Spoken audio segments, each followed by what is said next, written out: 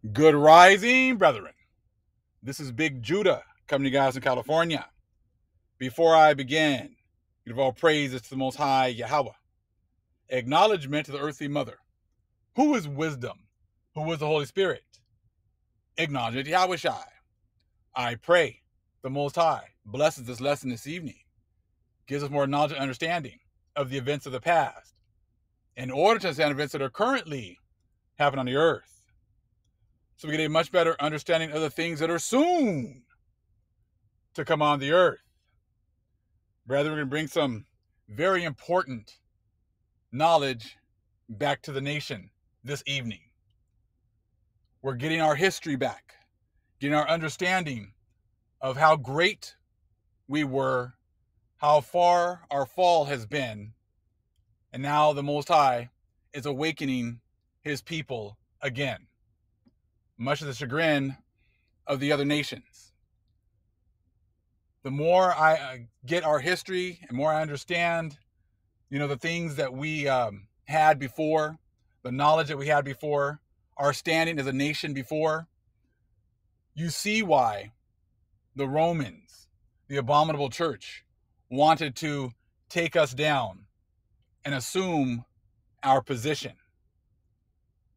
It was foretold that we were going to lose our standing and that our brother Esau was going to get his opportunity to rule and reign. He was going to get the sword. That was going to be his blessing. He was going to live by the sword, and he was going to have his chance to rule and reign. Now the Most High is uncovering the plot that was put into motion against our people. And he's, the whole world has been confederate in keeping this information a secret. But you're going to see why. You're going to see how the Most High this has been a beautiful awakening because it's been in steps. These steps are now really accelerating. But we understand why all these years we've had to get the knowledge of the Bible, knowledge of the other books, knowledge of the second stick, getting our history back and being able to go through all of the pitfalls and the errors that have been set up in order to keep us from grasping and embracing our history once again. We're going to be talking about our priesthood, the Druids, and some of the hidden information about them. And you're going to see how it connects to King David. And you think about the power that King David had and his mighty men. See, if the other nations know that when we are one with our power, that there's nothing they can do against us. So now you understand why it's been so important for all the other nations to keep us away from our power, to have us defiling ourselves, having us fight and argue within ourselves, set up, our own people. They set our own people up against us, made us cleave to another nation, saying that we're Africans, when the Hamites, they know who we are, and they know whether we're not the same people, and they've been confederate against us as well. They're not telling the truth. They're not embracing us as a people, and they're also not telling us who we are. So that shows you, just said, how deep this is, that there's no way. The Most High made it, has set it up that there's no way for us to come back to him but by the Father. Because there's no one else that we can trust to tell us the truth. Because everyone in the world is against us. We went with the other nations thinking that, hey, they always said, hey, we can all be together, we can all be one, this, and that. But the whole time, they've been confederate against us. They've been confederate against us the whole time. Because they know that once we get back with our power, that it's game over for the rest of the world. Let's check this out. Irish wisdom. So we're going to be getting into right now. The Irish Pope Kings. I read a little bit of this before, but we're going to continue and expand on some other information that I know I didn't have a chance to share as of yet. Let's see here. As there has been a great crime committed and a monstrous imposture put over on the people of the world, they found it to be extremely necessary to write an account of those people that would be confusing, and to change even the local names of places. So the British priests have written up a lot of mythical accounts of tribes and characters with which to do this. It is very easy to see through it when it is explained, but it requires study with the necessary knowledge at first to understand it. The accounts of the early beginnings, as given in the histories of Ireland, Scotland, and England, like the early histories of other countries, were all written and composed by the clergy, and for purposes of deception, and for the very reasons set forth in these pages.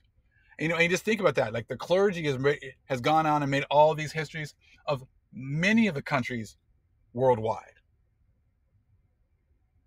That's why, when you can only go back a few hundred years, and then you have no idea of the history of the people before the Spaniards, before the English. That history has all been erased. And they just gave you the history that they wanted you to hear, and from the time period of when they stepped foot on these lands. Think about the Americas. They're the ones that have said, oh, they were committing, all the natives were committing all these horrible acts of human sacrifice and this, and that. How convenient for them, because they could say that, and then that would be their reasoning as to all of the death and destruction that they brought, because we were supposedly participating in human sacrifice. How do we know that that's sure? That's a sure thing that was happening. Can we trust them to be telling the truth? Because it seems awfully convenient for them to say that, hey, they were committing human sacrifice and that we had to stop them. So therefore, we massacred everyone. It seems like it was really convenient for them. And then it puts them in a position of high moral authority, and how they were the saviors of all the other natives that were here. And it seems like all their history seemed to put them as moral authorities. And how, but they never talk about the sins that they've done. They might say, oh, mistakes were made, but they never talk about the sins, that they've done. If supposedly the natives were sacrificing, participating in human sacrifice, what's worse, sacrificing a few hundred or 1,000 people, or annihilating millions or billions of people? It seems like their sins, the sins of these churches, are much greater than anything that the so-called Aboriginals or natives were doing here. You see, they never talk about, they never make an account of the things that they've done. They're quick to say, oh, they were doing human sacrifice. They were doing something, so we had to stop that. That was just the worst thing ever. Well, wouldn't raping, robbing, and murdering men, women, and children, stealing their history, stealing their land, stealing their resources, enslaving them, would that not be worse? But see, they never talk about their sins. They're quick to talk about everyone else's, though. So let's continue. Again, the accounts of the early beginnings, as given in the histories of Ireland, Scotland, and England, like the early histories of the other countries, were all written and composed by the clergy, and for purposes of deception, and for the very reasons set forth in these pages. They have done this work under assumed names in order to conceal the fact. And what they have written is a concoction of fiction and fable mostly. That is, so far as real, actual, matter-of-fact happenings are concerned. The priests who conceived the plan to deceive us by giving the name of Picts to a tribe of people took as a basis for their idea a class or order among the ancient Irish priesthood of Aisa, who were ascetics. They have called them a tribe and have given them the name of Picts, just as if we today should call the Odd Fellows or bishops a different race from the rest of the American people.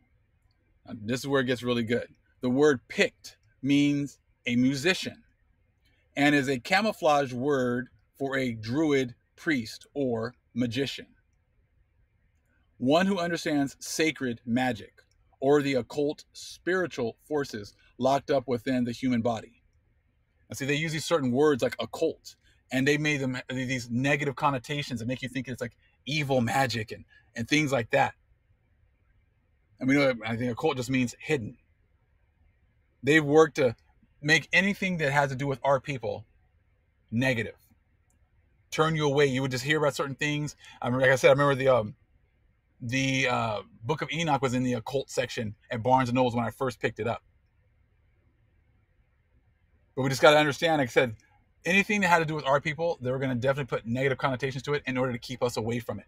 Because they might dibble and dabble in our arts.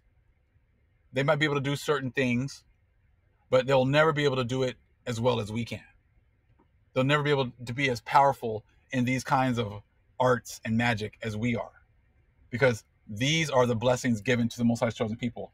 And he made us a special people above all other nations. And these blessings and these things that we could do were definitely set up because the Most High has blessed his people to be able to do them. And all throughout the scriptures, you see how our people were doing phenomenal things. Especially when you get into like the books of Jasher. You get into these other books that they've hidden even more because they don't want you to realize the power that you had. And it's a power that you will get once again. So again, the word picked means a musician and is a camouflage word for a druid priest or magician, one who understands sacred magic or the occult spiritual forces locked up within the human body. The body is called the lyre of Apollo, or the lyre of Apollo. And he who understands that instrument is therefore a picked or a musician. Because of certain nerve centers or ganglia through which the spiritual forces energizes. This is why the harp is an insignia of the ancient Irish and secretly alludes to Ireland's distinction and preeminence as the homeland of the Magian priesthood. Again, this information is what they've been trying to hide the whole time. We were the Magian priesthood. Do you imagine what the world was seeing when Moses, the Levite priest, was calling down these 10 plagues and their priests had absolutely no power over them? The things that Moses was doing, the power that he was, showing and demonstrating to the other nations of our power, the way he was being used by our power. You imagine like the awe that the other nations had when Elijah was there battling the priests of Baal and they were trying to bring that fire down and they couldn't. And Elijah, Most High showed out for Elijah in front of all these people. They would look like magic because this is a Magian priesthood. Our power. Remember now, he sent other spirits over the other nations to lead them astray. But we are the Most High's, we are the Most High's portion. So he's showing his power through us. And this is what they've been trying to hide. So again, this is why the harp is an insignia of the ancient Irish and secretly alludes to Ireland's distinction and preeminence as the homeland of the Magian priesthood. No other country or people has such a symbol, and for a good and sufficient reason. The Irish, previous to the English invasion and the sack of their church, were called Scots, we are told, not Irish or Picts by the Romans. The island had many names attesting to its spiritual character, but Ireland was not one of them. This name is a living testimony to British perfidy and cupidity, for they conferred this name upon it. That Ireland was preeminently the sacred isle of spiritual sun worship, and not the sacred isle of Romanism, as the Roman priests would have us believe. can be seen even by the very names of its provinces. It is figuratively likened to a living being. Ulster is the head or top of the island, and Munster is the lowest point or foot. Leinster is the day or dawn side, and Olgenmach or Connaught is the side on which the sun departs, or the night side of the sun, while Meath represents the middle or midriff of the island or body. And we know, like, just like the earth is like our body's a representation of the earth. Talks about that definitely in the Gospel of the Essenes. But see, that's another video for another day. But as you can see, the harp, what it means, what it's talking about right here, the magical powers, the occult, spiritual forces locked up within the human body that our priests were able to get into, release. This is why it's so important for them to hide what was going on before Rome took over. So everyone wants to talk about when Rome was here, Greeks was here, and then go from there, those points, and then move forward. But they don't want to talk about what was the religion before them. Who were the ones that were setting the examples of the world before Rome and Greece came on the, the white Romans and Greeks came on the scene? What were the people believing before them? Who was it that the Roman Catholic Church was trying to emulate? Remember now, the abominable church can't think of things on their own. All they do is destroy and copy. They don't have the spirit in them to create anything. So therefore, there had to have been something before the white Romans and the white Greeks were there. And that's what they've worked so hard to erase. They don't want people to realize that our people had dominion all over the place. And we were spreading truth all over the place. And the world was following us. And that Rome was jealous and wanted our position. And eventually they got their opportunity to take over our position. And now they've deceived the whole world. And now we're coming to the end of their rulership. And now there's going to be hell to pay.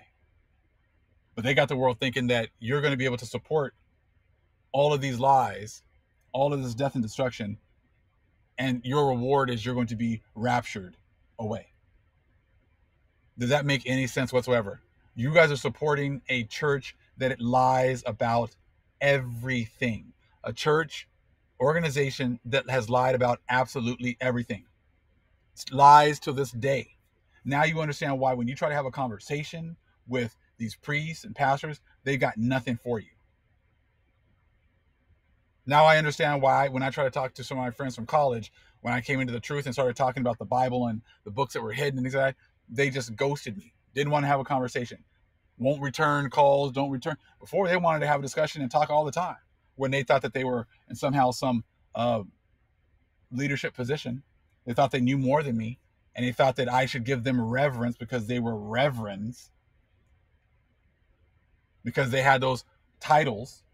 But once they realized that I've studied and I'm gone way further than anything that they want to talk about, they didn't want to have that discussion anymore. They don't want to be friends anymore. But you understand why? Because they don't have anything to prove what they're saying.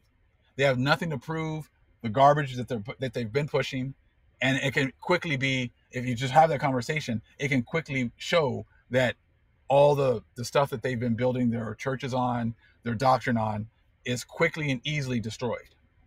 It's built on sand. Once you start moving some of those grains around, you start digging a little bit, those pitfalls pop up all over the place, and they've got nothing to stand on.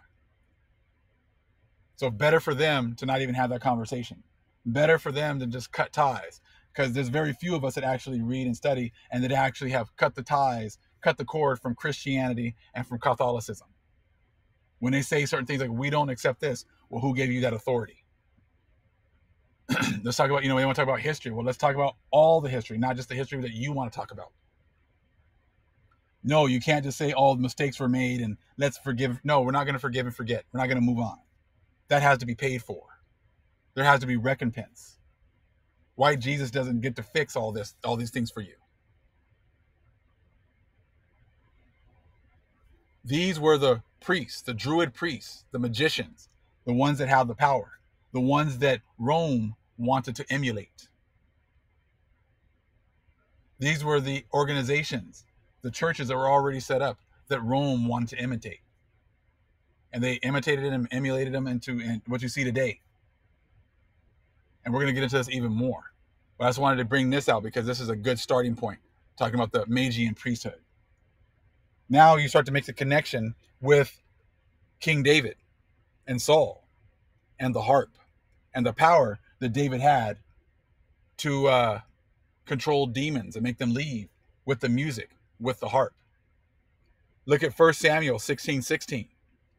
Let our Lord now command thy servants, which are before thee, to seek out a man who is a cunning player on the harp, or on an harp. And it shall come to pass, when the evil spirit from God is upon thee, that he shall play with his hand, and thou shalt be well. 1 Samuel 16:23.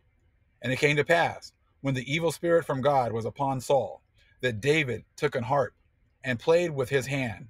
So Saul was refreshed and was well, and the evil spirit departed from him. 2 Samuel 6:5. And David and all the house of Israel played before the Lord on all manner of instruments made of fir wood, even on harps, and on psalteries, and on timbrels, and on cornets, and on cymbals. So you see here that David played the harp and had made the demon from God leave and refreshed Saul. So therefore, you took a look up here. The body is called the lyre of Apollo, and he who understands that instrument is therefore a Pict or a musician, because of certain nerve centers or ganglia through which the spiritual forces energizes. This is why the harp is an insignia of the ancient Irish, and secretly alludes to Ireland's distinction and preeminence as the homeland of the Magian priesthood. And you know that David had great power as well. David and his mighty men. And these are the kinds of connections they don't want us to make. We know that we're the Hebrews. We know that we're the Israelites. We know that we had power. But we didn't know about Ireland and the depth of this, and how much power our people had, and how the Romans and the British and the rest of the world has come together to hide and erase all of that history.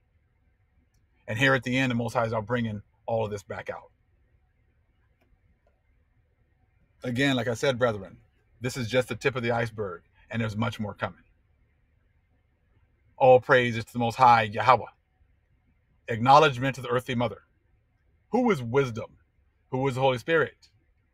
Acknowledgement to Yahweh Shai. Shalom.